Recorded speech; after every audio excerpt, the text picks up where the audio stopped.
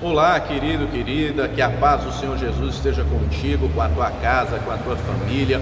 Nós vamos começar mais um encontro de paz e vida, mais um Paz e Vida no seu lar. E eu quero começar orando por você, pela tua casa, pela tua família.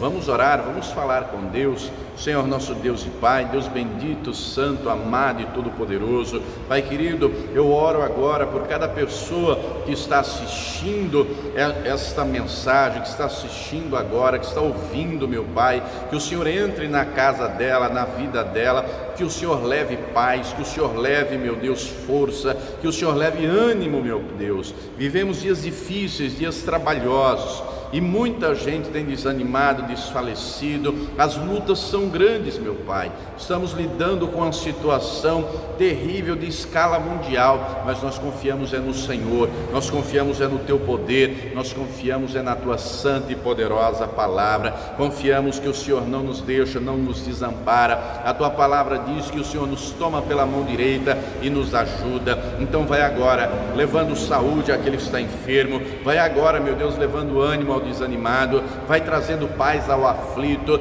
vai trazendo provisão, vai trazendo a tua bênção completa na vida de cada pessoa que está assistindo, onde a minha voz estiver chegando, que o teu poder, meu Deus, vá agindo, operando, manifestando a tua glória, em nome do Senhor Jesus, que assim seja feito, amém, e graças a Deus, amém.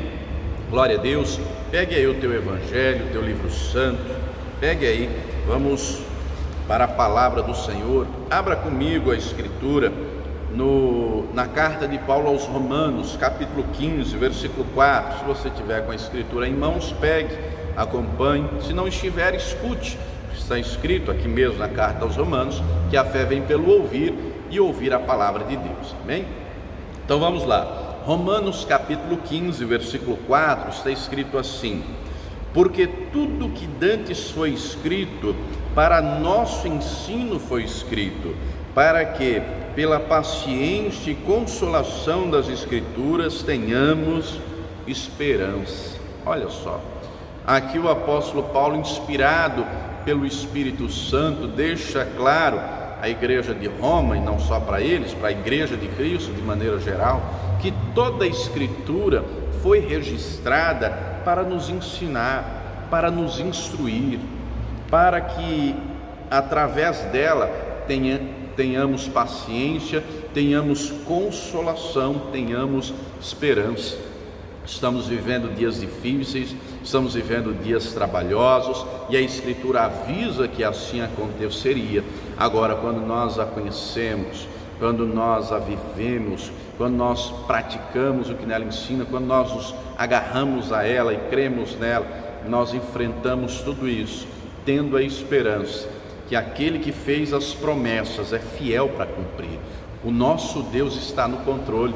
Aqui ainda na carta aos Romanos capítulo 15, no versículo 13 diz assim: ora, o Deus de esperança vos encha de toda alegria e paz e fé, para que abundeis em esperança pela virtude do Espírito Santo. Querido, querida, vivemos dias difíceis, vivemos dias trabalhosos, mas a palavra de Deus não cai por terra nem volta vazia, e ela vai encher o teu coração, ela vai despertar a tua fé, o teu ânimo, para que você creia nela, para que você tenha esperança, porque o Senhor não nos deixa, não nos desampara, e dias melhores virão sobre a tua vida. Creia nisso. Vamos orar, vamos falar com Deus. Senhor nosso Deus e Pai, meu Deus, a tua palavra será pregada agora. Ninguém quer ouvir o homem falar, o homem não tem nada para dizer, todos queremos ouvir a tua voz, a tua palavra. Então tome agora os lábios do pregador, a boca do mensageiro, que eu diminua, o Senhor cresça, remova toda barreira, todo obstáculo, e envie a tua palavra com poder e autoridade, e que a tua palavra agora vá e produza o resultado para qual está sendo enviada, em nome do Senhor Jesus, que assim seja feito, amém, e graças a Deus, amém. Glória a Deus. Querido, querida, a palavra de Deus é importantíssima, e ela tem um valor excepcional, não só para nós, mas inclusive para o próprio Deus. Lá no Salmo 138, está escrito o seguinte, vamos ler aqui, Salmo 138, versículo de número 2, diz assim: inclinar-me-ei para o teu santo templo e louvarei o teu nome pela tua benignidade, pela sua verdade, pois engrandeceste a tua palavra acima de todo o teu nome. Olha só, a palavra de Deus, o texto diz que Deus colocou acima do nome dele. A palavra do Senhor é fiel, é verdadeira. O Senhor Jesus disse: céus e terra passarão, mas a minha palavra não vai passar. O Senhor, falando a Jeremias no capítulo 1, diz: eu velo sobre a minha palavra para a cumprir. Então, a palavra do Senhor é poderosa, e nós temos que ter um entendimento de que essa palavra tem esse valor para Deus e tem que ter para nós também. Ele zela para cumprir a palavra dele, ele engrandeceu a palavra acima do nome dele. Então esta palavra tem que ter valor para nós, tem que ter valor. Agora, para que ela tenha valor, nós temos que conhecer, nós temos que meditar nela, porque ela traz instruções poderosíssimas. Ela não foi registrada por acaso, à toa, ela não foi produzida. Está escrito segundo a carta de Pedro 1:21, que a escritura nunca foi produzida pela vontade de homem algum, mas os homens santos de Deus falaram inspirados pelo Espírito Santo. Então esta palavra aqui é a palavra de Deus, é a palavra que tem poder para nos abençoar em todas as áreas da nossa vida. Agora, desde que entendamos a nossa parte e a façamos. É por isso que o Senhor dá uma orientação clara lá no livro de Josué capítulo 1, versículo 8. Olha o que o próprio Deus vai falar com Josué, e essa palavra não serve só para Josué, serve para nós, serve para a igreja do Senhor. Josué capítulo 1, versículo 8 diz assim: não se aparte da tua boca o livro desta lei, antes medita nele dia e noite, para que tenhas o cuidado de fazer conforme tudo quanto nele está escrito, porque então farás prosperar o teu caminho e então prudentemente te conduzirás. Olha só, aqui o Senhor está dando a Josué orientações claras, precisas, objetivas, e não só a Josué, para nós também. E o que Deus está dizendo aqui, nós podemos trazer para o nosso tempo, trazer o entendimento de três coisas que o Senhor destaca aqui nesse versículo 8. Qual delas? Tem uma tradução que diz que ele não deve deixar de falar. A palavra de Deus tem que estar na nossa boca, não se aparte da tua boca. A tradução diz não cesse, outra tradução diz não cesse de falar. Então a palavra dele tem que estar na nossa boca. Quando o texto diz medita nele dia e noite, essa palavra tem que estar no nosso coração, na nossa mente, no nosso entendimento. E depois Deus diz: essa palavra estando na tua boca, no teu coração, no teu entendimento, se você fizer tudo conforme ela ensina, tudo que você fizer vai prosperar, vai dar certo.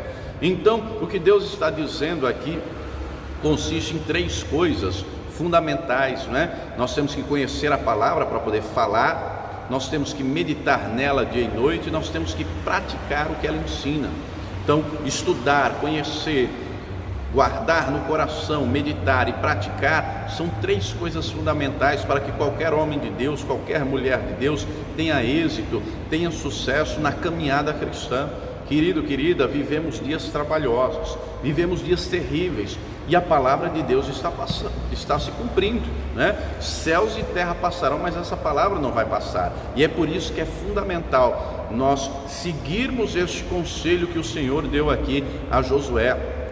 Nós temos que amar esta palavra, porque o Senhor a ama, O Senhor zela para que ela se cumpra. No Salmo 119, no versículo de número 97, olha o que diz aqui a Escritura. Salmo 119, versículo 97: ó, quanto amo a tua lei, é a minha meditação todo dia.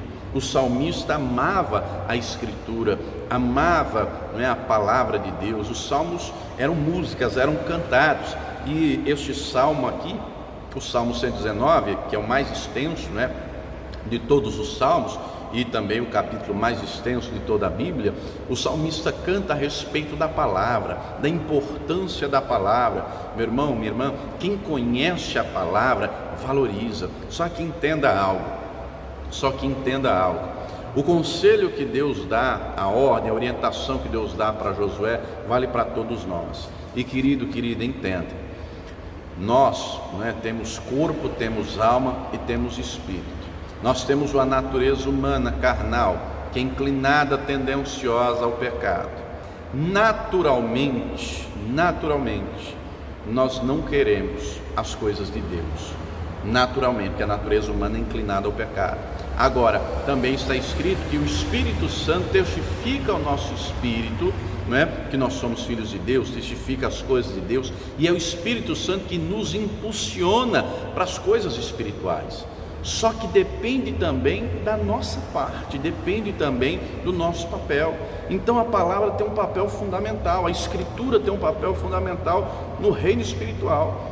Quando eu entendo isso e eu assumo com Deus um compromisso de começar a estudar, a ler, a conhecer, quando eu assumo com Deus o compromisso de fazer essas 3 etapas, que é ler, estudar, conhecer, não é? Meditar, a leitura pode ser um período do dia, um período de tempo, não é? Ou você pode ouvir através de uma pregação, enfim. Agora a meditação pode ser em todo dia, em todo tempo. E além de conhecer, além de guardar no coração, ocupar a mente, nós vamos destrinchar esses 3 tópicos, assuntos, né? Tem a parte da prática. Então, a primeira coisa, temos que assumir um compromisso com Deus de estudar essa palavra, de conhecer. Jesus diz, Mateus 22, 29, errais não conhecendo as Escrituras.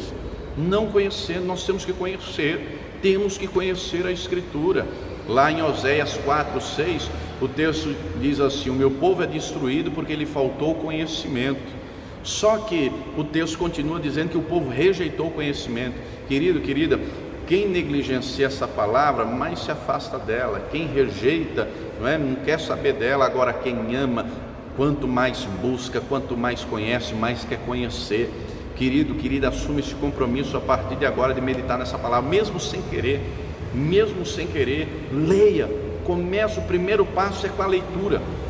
Comece lendo, comece estudando, vá lendo, mesmo sem querer. Separe um tempo do seu dia, da sua noite, separe um tempo para ler.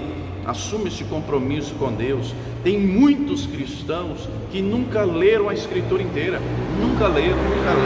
Assuma esse primeiro passo de ler, de buscar esse conhecimento, de buscar o que o texto diz. Porque à medida que você vai lendo essa Escritura aqui, amados, é inspirada por Deus, é embebida em unção, a unção que vem do próprio Deus. À medida que você começa a examinar, ela vai começar a entrar no teu coração, ela vai começar a entrar.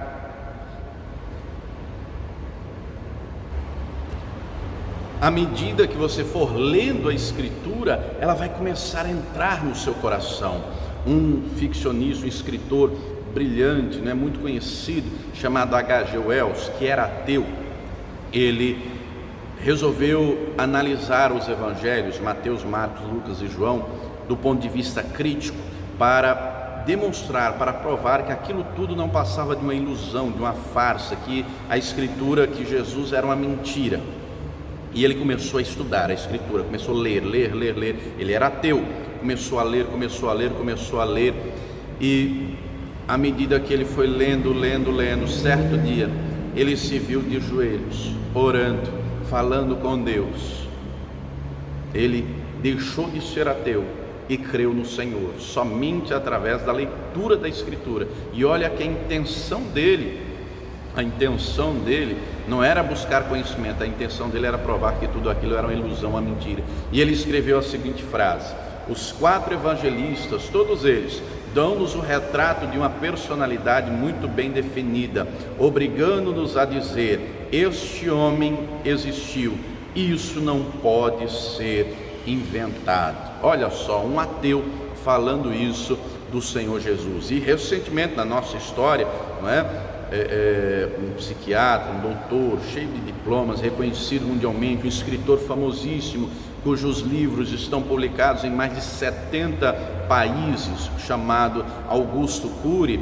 Ele era ateu, ele não acreditava em Deus, ele não acreditava no Senhor, e ele desenvolveu uma técnica de como os pensadores pensam, e aplicou essa técnica aos pensadores da história, e ele resolveu aplicar isso a Jesus.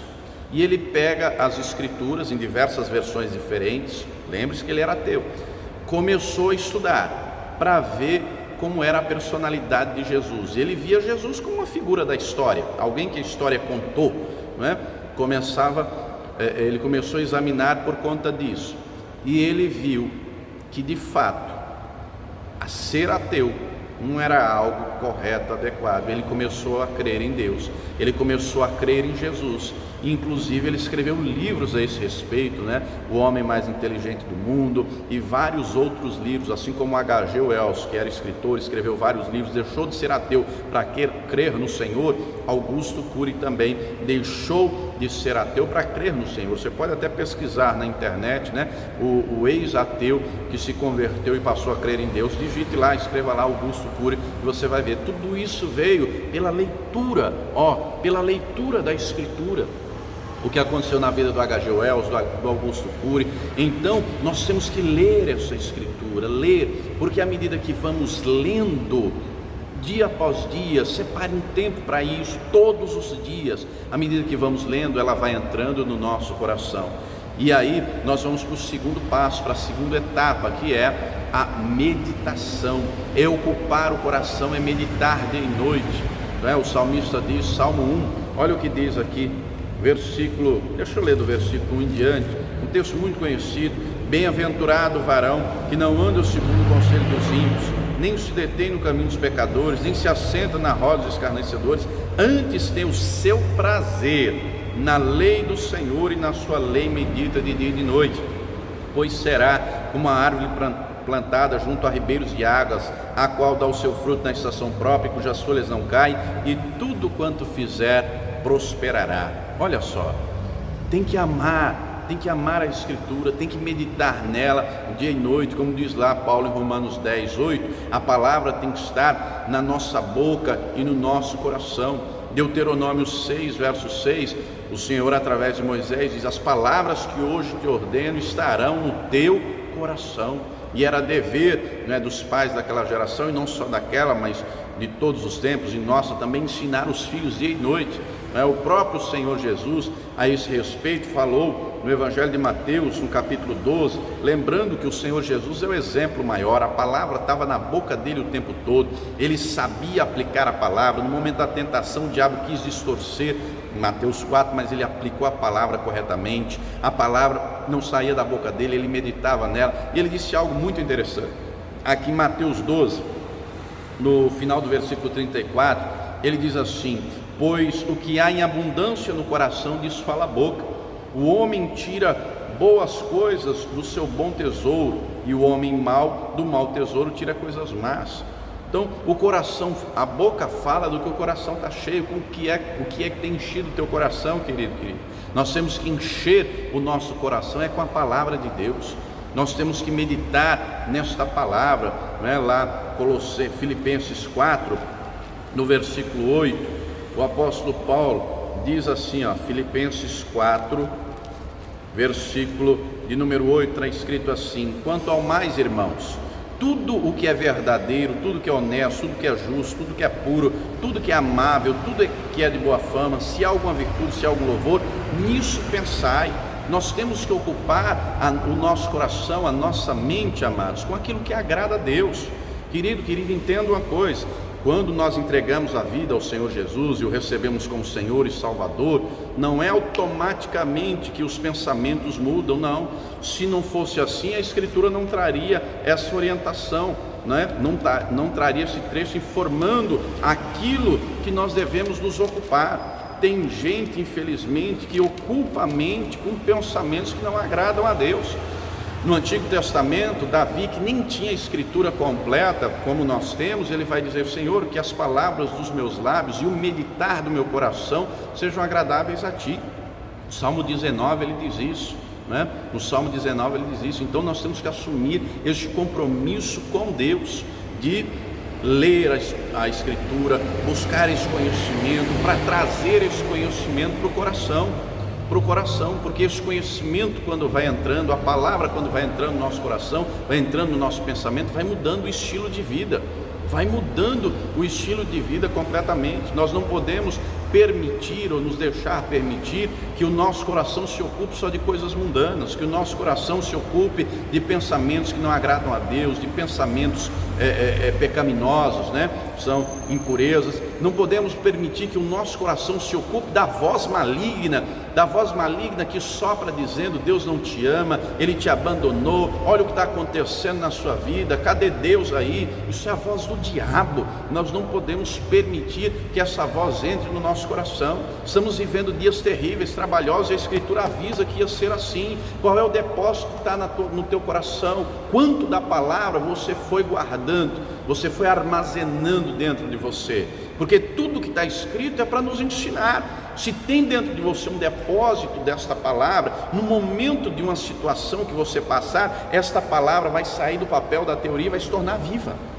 Você vai saber como aplicar de maneira correta, vai saber. Agora, se não tem depósito aí dentro, se não encheu, se não comeu, Jesus diz, né, em Mateus 4, nem só de pão vive o homem, mas de toda a palavra que sai da boca de Deus. Essa palavra alimenta, não é, o nosso espírito. Essa palavra alimenta, não é, como Paulo diz aqui em Romanos, é a palavra da fé. Olha só, Romanos aqui, capítulo de número 10, versículo 8, mas que diz: a palavra está junto a ti, na tua boca e no teu coração. Esta é a palavra da fé que pregamos. Então a palavra é o alimento espiritual, é alimento para o nosso espírito, alimenta a nossa fé, aumenta a nossa fé. Só que muita gente, infelizmente, negligencia, não lê a Escritura, não enche o coração. Aí, se não está vazio, se não está cheio o coração, aí, amados, aí fica suscetível às investidas do inimigo. Lá em Ezequiel, vou lhe dar um exemplo. Lá em Ezequiel 16, tem aqui a causa da destruição de Sodoma e Gomorra.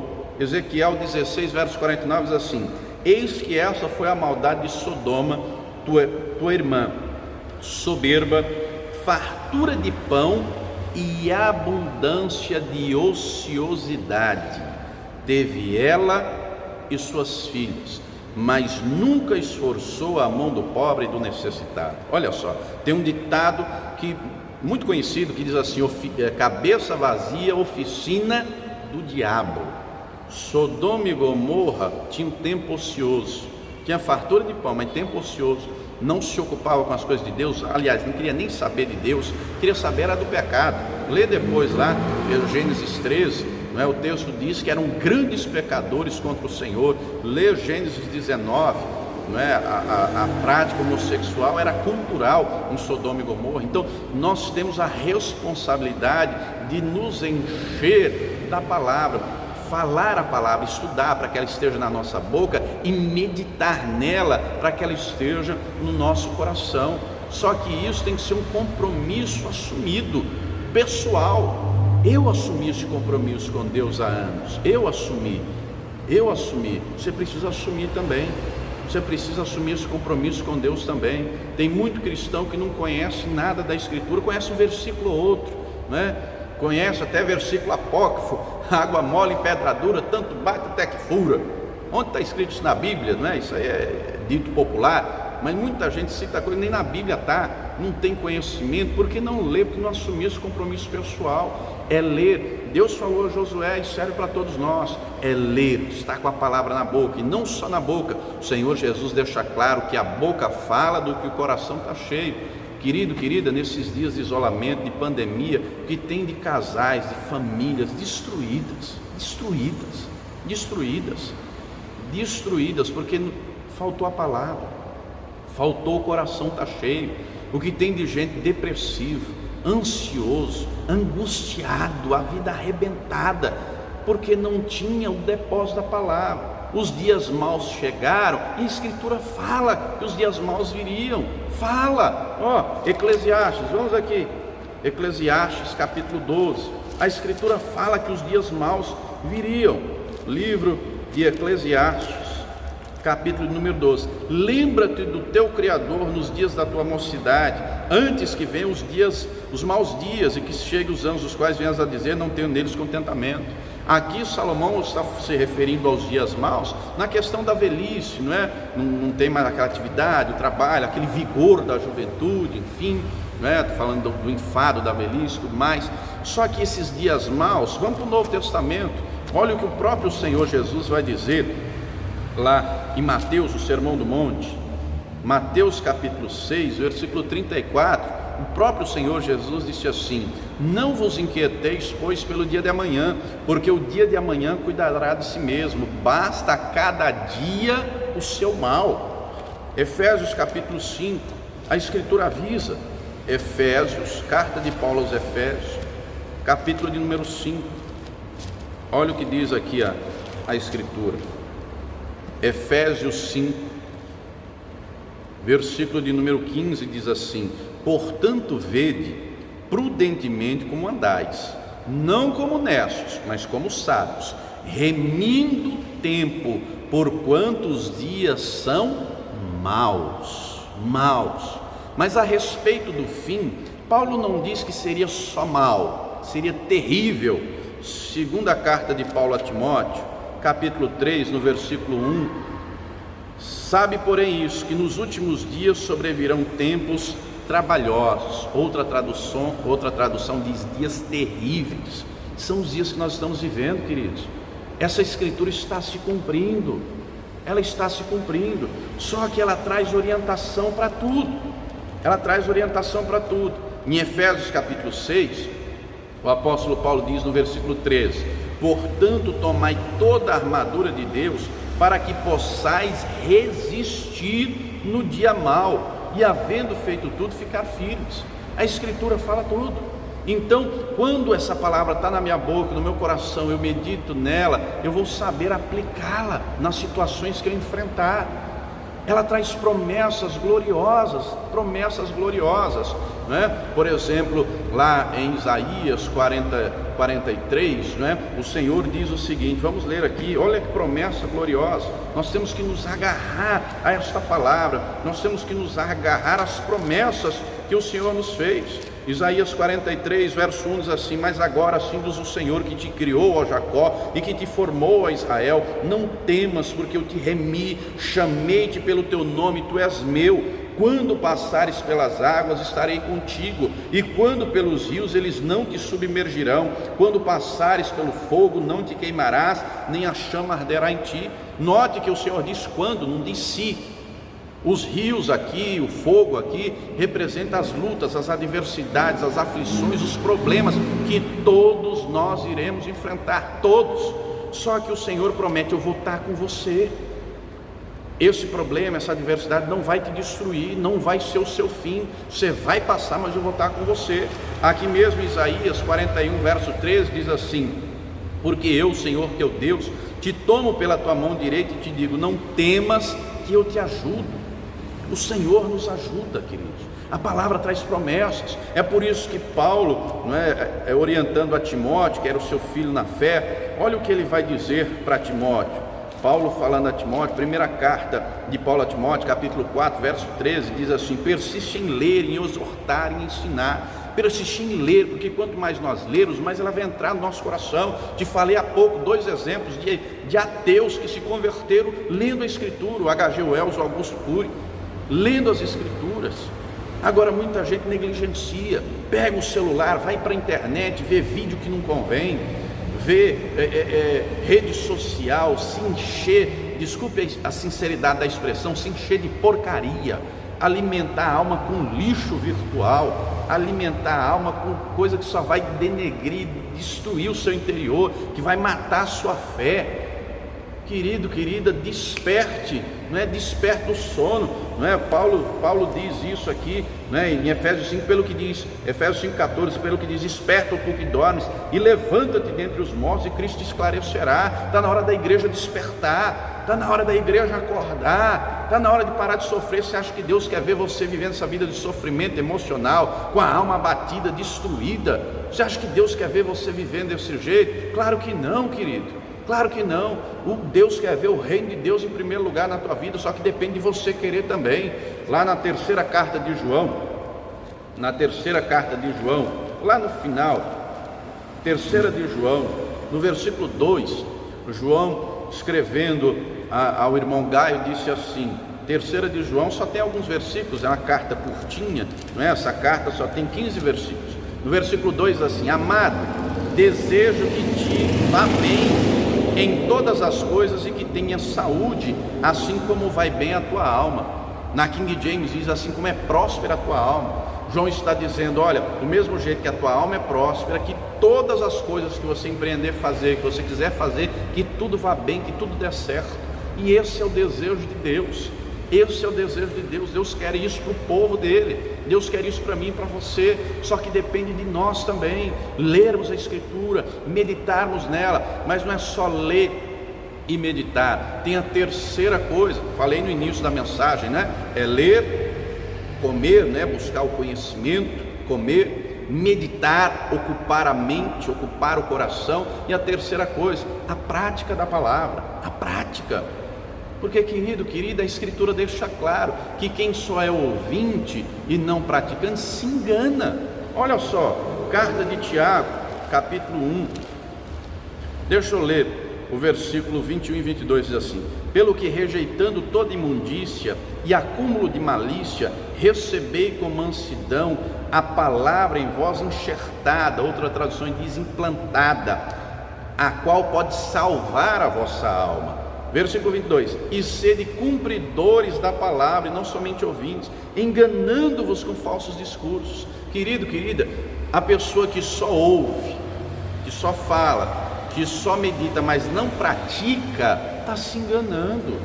E está cheio de gente se enganando, cheio de gente. Aí passa um problema, uma dificuldade, porque não pratica a palavra, porque não lê, não conhece, não medita. Passa um problema: Senhor, cadê? O Senhor me deixou, o Senhor me desamparou. Querido, querido, entenda, o amor de Deus para conosco é incondicional, é irrevogável. A Escritura diz que nada pode nos separar do amor de Deus que está em Cristo Jesus. Aí entra em pânico: ah, meu Deus, por que de tudo isso? E está acontecendo tal coisa, e que dificuldade, que não sei o que. Meu irmão, a Escritura diz tudo isso, diz tudo isso. Agora, tem muita gente se enganando, tem muita gente, não é? Eu vou ser bem sincero e claro para você entender, sendo religioso dentro da igreja, sendo religioso, muita gente com a fé lá embaixo, com a fé lá embaixo. Eu sei que o coronavírus está aí, eu sei que a situação é difícil, a situação é grave, só que, querido, tem muita gente que o vírus está acima de Deus. Na vida de muita gente aí, não é? O jornal, as tragédias, as notícias valem mais do que o que a Escritura diz. É óbvio que a gente tem que tomar os cuidados, não é? É óbvio que a gente tem que usar a máscara, tem que usar o álcool em gel, tem que distanciar, tem que fazer tudo aí conforme está sendo orientado, mas essa situação toda não pode destruir a nossa fé, não pode destruir a nossa comunhão com Deus, não pode destruir o valor que a palavra de Deus tem que ter no nosso coração. Eu estou vendo gente aí em desespero, eu estou vendo gente aí, a família destruída, violência doméstica. Eu estou falando de crente, eu não estou falando de gente que é do mundo, não. Algo está errado, algo precisa mudar, não é? Pessoas que estão há anos e anos na igreja, mas não tem sabedoria, não tem entendimento, não tem discernimento, não tem depósito da palavra, a boca só fala o que não convém, só pensa, né, pensamento vicioso, né, maquina o mal. Deus não se agrada disso não, querido. Está na hora de mudar, está na hora de se voltar às Escrituras, está na hora de praticar o que ela ensina, está na hora de entender, é ler, é meditar e é praticar. Lá no Salmo 119, Deus deixou essa palavra escrita, não é? O texto que iniciamos a mensagem, Romanos 15:4, com o objetivo claro de nos ensinar. Salmo 119, versículo 4, o texto diz assim: tu ordenastes os teus mandamentos para que diligentemente os observássemos. Deus mandou registrar a palavra para nós observarmos, ou seja, obedecermos, praticarmos. No 128, Salmo 128 diz assim: bem-aventurado aquele que teme ao Senhor e anda nos seus caminhos. Está escrito, Provérbios 1:7, o temor do Senhor é o princípio da sabedoria. Agora, tem que conhecer e tem que andar nos caminhos do Senhor. 1 de João 2,6 diz que aquele que conhece o Senhor Jesus tem que andar do mesmo jeito que ele andou. Tem gente aí que não reflete nem de longe o caráter de Cristo, nem de longe, precisa mudar, está errado, precisa mudar, querido. Deus quer ver na nossa vida a palavra dele implantada, enxertada. Deus quer ver a prática dela. Deus quer ver, no Salmo 19, no verso 7, está escrito assim: a lei do Senhor é perfeita e refrigera a alma. O testemunho do Senhor é fiel e dá sabedoria aos simples. Os preceitos do Senhor são retos e alegram o coração. O mandamento do Senhor é puro e alumia os olhos. Só que não pode ficar só no papel. Essa palavra tem que ser viva na nossa vida. Jesus vivia a Escritura. A palavra estava na boca dele, no coração dele, nas atitudes dele. E Jesus é o nosso modelo, é a nossa referência. E é assim que nós temos que viver como ele viveu. É necessário despertarmos enquanto é tempo. Nós só temos uma vida, querido, não tem duas não. O negócio de reencarnação não existe na Bíblia não. Não existe reencarnação. Você vai morrer, reencarnar, você conversa, só tem uma vida. Como é que você quer viver essa vida? Depressivo, triste, né? Destruída? Não, querido. Deus quer que você viva uma vida maravilhosa. Só que depende de você, não é? Ler a palavra, conhecer a palavra e praticar o que ela ensina. Em Lucas capítulo 6, no versículo 46, o próprio Senhor Jesus falando, disse assim, Lucas 6,46: E por que me chamais Senhor, Senhor, e não fazeis o que eu digo? Qualquer que vem a mim e ouve as minhas palavras e as observa, eu vos mostrarei a quem é semelhante. Vou ler até o 49, verso 48. É semelhante ao homem que edificou uma casa e cavou e abriu bem fundo e pôs os alicerces sobre a rocha, e vindo a enchente bateu com ímpeto a corrente naquela casa e não a pôde abalar, porque estava fundada sobre a rocha. Mas o que ouve e não pratica é semelhante ao homem que edificou uma casa sobre a terra. Dependendo da versão que você tiver, vai estar escrito sobre areia, sem alicerces, na qual bateu com ímpeto a corrente e logo caiu, e foi grande a ruína daquela casa. A prática da palavra, amados, está diretamente relacionada à nossa obediência. Se praticamos, significa obedecemos. E quando nós praticamos, quando nós obedecemos, vem bênçãos. Deuteronômio 28, Deus deixa isso muito claro, né? Do versículo 1 ao 14, se ouvir e obedecer, todas as bênçãos virão e te alcançarão. E não é uma bênção só não, é um pacote completo de bênçãos. Então, a prática da palavra na nossa vida está diretamente ligada à obediência. Jesus diz, não adianta só me chamar Senhor, Senhor, e não praticar o que eu falo, não obedecer o que eu digo.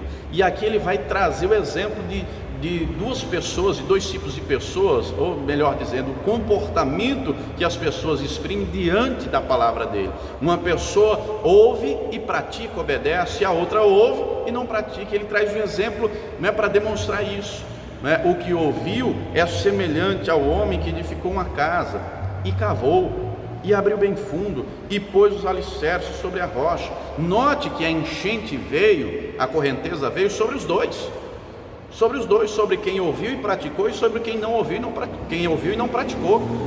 A enchente representa os problemas, as dificuldades, e nós estamos vendo muita gente, tenho visto muita gente, lamento por isso, que a casa está sobre a areia, que a casa está sobre a rocha. Mas vamos falar, não é, da prática. No versículo 48, vamos dissecar um pouquinho mais, vamos destrinchar. Jesus diz que o homem que edificou a casa, ele cavou. Cavar dá trabalho. Você já cavou alguma coisa na sua vida? Vou lhe contar um exemplo meu. Me lembro como hoje, quando eu tinha 10 anos de idade, em São Paulo, meus pais compraram um terreno. E quando eu cheguei com meu pai é pedreiro, né? Eu cheguei lá naquele terreno. O terreno tinha um morro, irmão, que era assim, inclinado, um aclive terrível. E meu pai disse, olha, Jean, foi esse terreno que nós compramos, nós vamos morar aqui. E eu lembro como hoje que eu perguntei, pai, mas como é que a gente vai morar nesse morrão aí? Ele falou, nós vamos tirar a terra. Eu falei, quem? Ele falou, eu e você. E tome picareta para cima, dias e dias. Eu e ele. Tirando uma hora ele cavava e eu enchi o carrinho de mão e percorri uma distância de mais de 200 metros para jogar a terra num barranco. Outra hora eu cavava e ele enchia o carrinho de mão e assim ia. Eu 10 anos de idade, irmão, as mãos calejadas, mas a gente ali perseverando, vamos morar aqui, né? E trabalhando, eu trabalho. Depois que tirou toda aquela terra, planou o terreno. Aí ele falou, agora nós vamos cavar o alicerce. Olha só, cavou o alicerce em volta. O alicerce, a primeira parte, um retângulo, né, em volta do terreno todo, quase 1 metro de fundura. quase 1 metro de fundura, quase 1 metro, mais ou menos 30 centímetros de largura, um retângulo. A cada mais ou menos 3 ou 4 metros, o meu pai disse: agora aqui nós vamos fazer umas sapatas. Eu falei: o que é sapata, pai? Ele falou: um buraco maior, cerca de 1 metro de diâmetro, nos cantos, no meio, não é? Ele falou: a cada 3, 4 metros a gente cavava uma sapata. Já tinha cravado quase 1 metro, não é?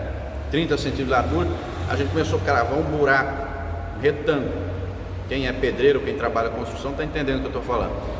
Cava esses buracos, essas chamadas sapatas. No meio dessa sapata, o meu pai disse assim: nós vamos cavar mais, até achar a rocha. Eu falei: como assim? Ele falou: vamos cavar. E aí começou, né, com aquela cavadeira de mão, abriu um buraco no meio da sapata e afundamos esse buraco aí em torno de mais ou menos 3 metros em cada sapata.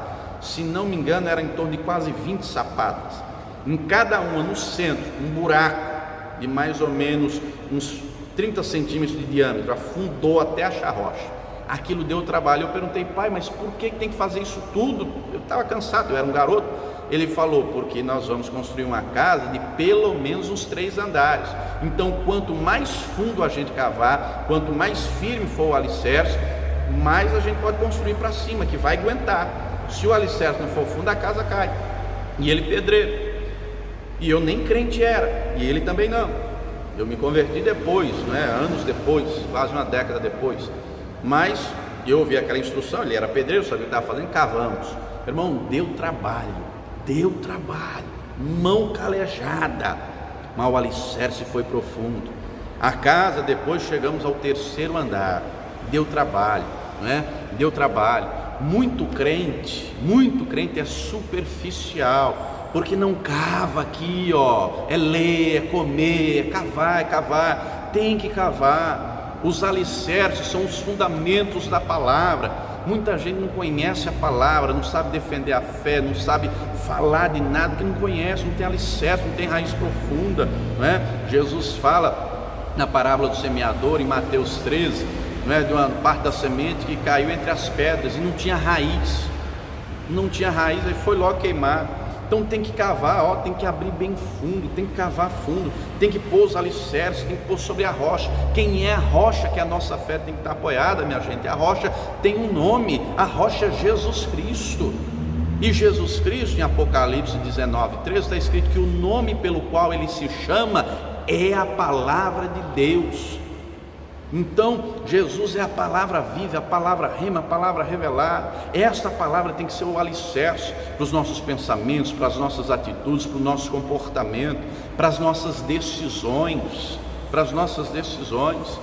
Quem assim age, quem cava, vai estar alicerçado na palavra. É quem ouve a Escritura, é quem assume o compromisso de ler, de comer, de meditar e de praticar. Está cavando, está fazendo a sua parte. Dá trabalho? Dá, mas quando vier as lutas, os problemas, vai ficar firme, não vai ser abalado.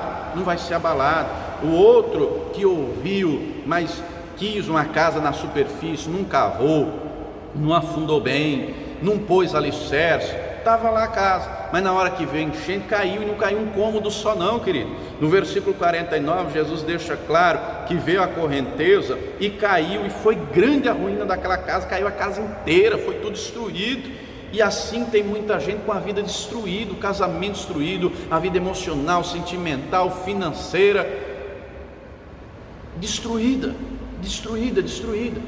Você acha que Deus quer que você viva assim? Depende de você. Até quando você vai aceitar isso? Não vai tomar uma postura, uma posição? Não, nós temos que amar essa palavra, ler, comer, meditar e praticar o que ela ensina, observar, não se enganar. Os dias são maus, os dias são trabalhosos. Agora nós temos que fazer a nossa parte, nós temos que fazer. Volta lá em Romanos, no capítulo 15, onde nós começamos a mensagem. Romanos 15, no versículo 4, o apóstolo Paulo diz: porque tudo quanto dantes foi escrito, para nosso ensino foi escrito, para que pela paciência e consolação das Escrituras tenhamos esperança. Olha só, Querido, querida, todo aquele que obedeceu, praticou a palavra, Deus honrou. Deus honrou.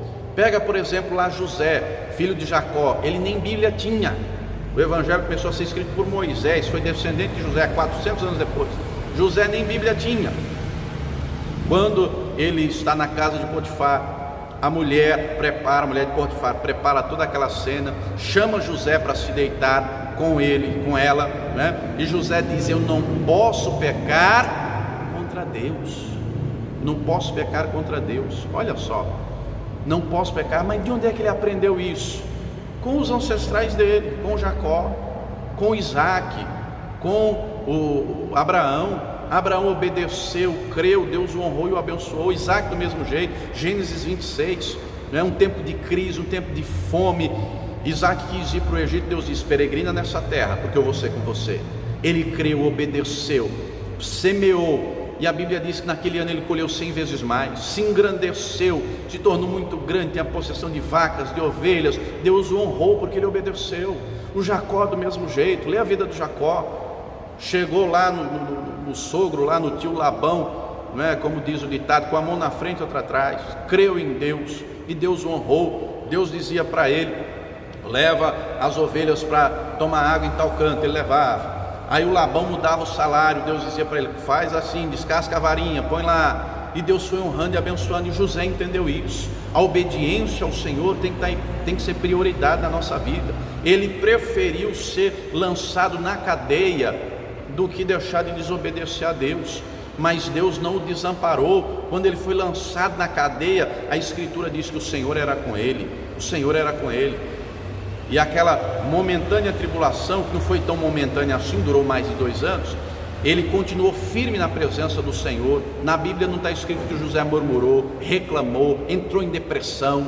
Ele foi caluniado, foi acusado injustamente de crime que não cometeu, mas não recuou, não desistiu, continuou crendo em Deus, continuou crendo. E Deus tira ele da cadeia para ele ser governador. Será que Deus não honrou a fé dele, a obediência dele? Também no tempo de Daniel, na Babilônia, os 3 amigos, né, Ananias, Misael e Azarias, ou com os nomes babilônicos, né, Sadraque, Mesaque e Abednego. O rei constrói uma estátua de 15 metros de altura e diz para todo mundo dobrar o joelho. Eles não dobram, porque eles conhecem a palavra, era mandamento. Não pode dobrar o joelho diante de imagem de escultura, era mandamento de Deus. O rei diz: eu vou jogar no fogo. Ele diz: pode jogar. O rei diz: eu quero ver se o teu Deus vai te livrar. Eles respondem: se vai livrar ou não, não sei. Eu sei que eu não dobro o joelho e acabou. Eu prefiro obedecer a palavra de Deus do que a tua palavra. Foram lançados na fornalha. Note que Deus não nos livra das aflições, dos problemas. Deus nos dá vitória sobre eles. Foram lançados na fornalha, mas Deus foi com eles. E se você ler o final, se você ler lá o capítulo 3 de Daniel, você vai ver como Deus os honra. Do mesmo jeito o próprio Daniel, capítulo 6, ele orava 3 vezes por dia. Conseguiram um decreto para proibir a oração. Ele continuou orando e falando com Deus. Ele foi lançado na cova, mas Deus foi com ele, porque ele não deixou de praticar a palavra. Ele não deixou de obedecer a oração, meu querido. É mandamento, meu irmão. É mandamento. Jesus manda a gente meditar, a gente orar, aliás, o tempo todo, não é? Orar sempre. Lucas 18, verso 1, orar sempre, nunca desfalecer. A Escritura diz: orar sem cessar. Daniel entendia isso. Ele nem tinha a Escritura completa como eu e você temos. Ele nem tinha a Escritura completa, mas ele obedeceu, foi lançado na cova e Deus estava com ele. Deus o livrou e Deus o honrou. Os que queriam ver o mal dele é que foram destruídos. E através dele o rei faz um decreto para em toda a Babilônia, em todo o Império Medo-Persa, todo mundo crer no Deus de Daniel, temer e tremer diante do Deus de Daniel. Olha só, lá em Deuteronômio 17, deixa eu ler algo para você aqui. Deuteronômio 17, num tempo que nem sequer havia rei em Israel, Deus vai dizer a Moisés o seguinte, que chegaria o tempo que teria rei. Mas Deus diz a Moisés, Deuteronômio 17,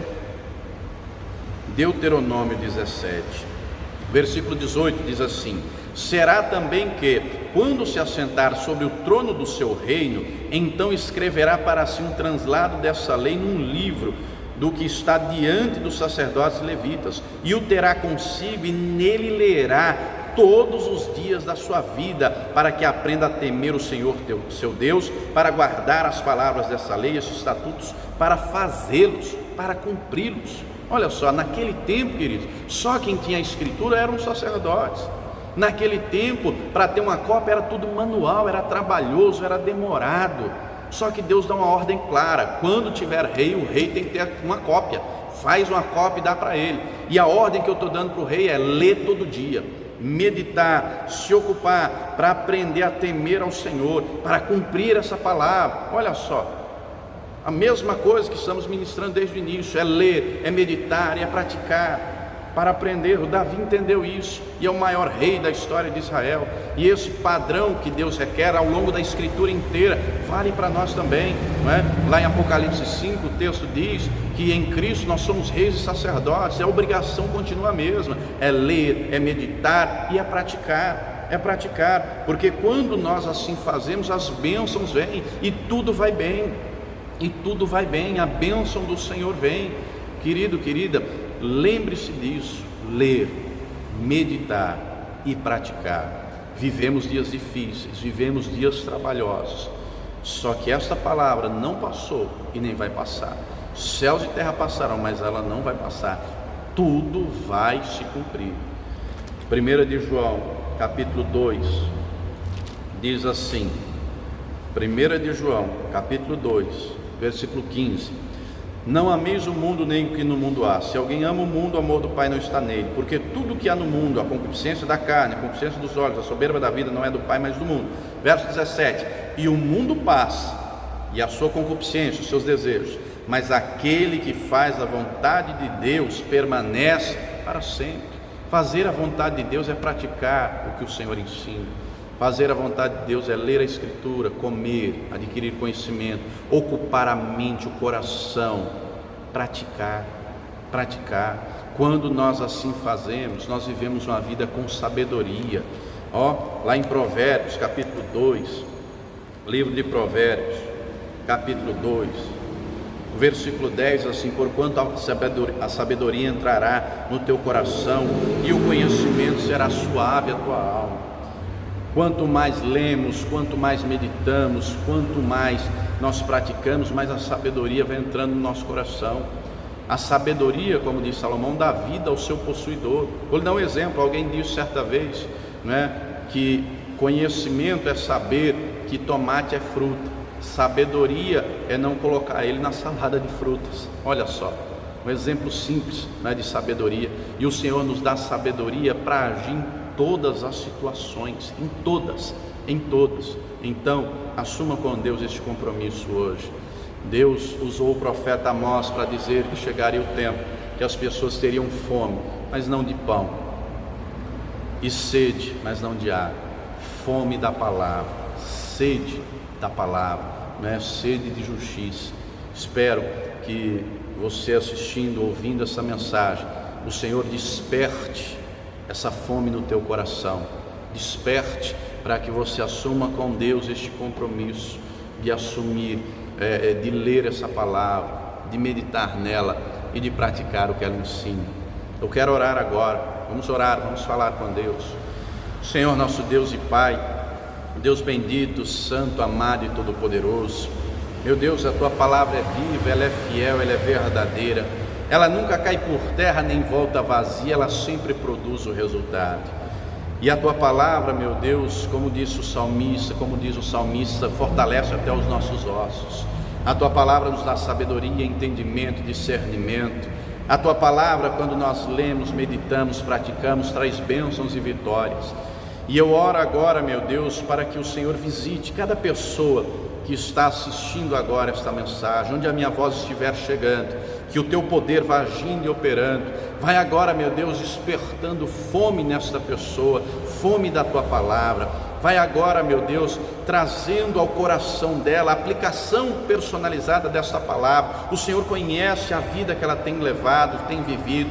O Senhor conhece as lutas, os problemas, as adversidades, os medos, os receios, as preocupações, as inquietações. O Senhor conhece o coração de cada um, meu Pai, que agora está orando comigo. O Senhor conhece, e eu te peço, desperta o coração dessa pessoa, para assumir contigo a partir de agora este compromisso de ler a tua palavra, de ocupar a mente, o coração, de meditar dia e noite, de praticar o que ela ensina. Desperta o teu povo, abençoa o teu povo. Vivemos dias difíceis e trabalhosos, é verdade, mas a tua palavra não mudou nem mudará, e nós continuamos crendo no Senhor e nas tuas promessas. Abençoa o teu povo, cumpre a tua boa palavra, cumpre as promessas na vida do teu povo, meu Pai, em nome do Senhor Jesus. Que a bênção do Senhor esteja sobre cada pessoa, sobre cada casa, sobre cada família, em nome do Senhor Jesus. Que assim seja feito. Amém e graças a Deus. Amém.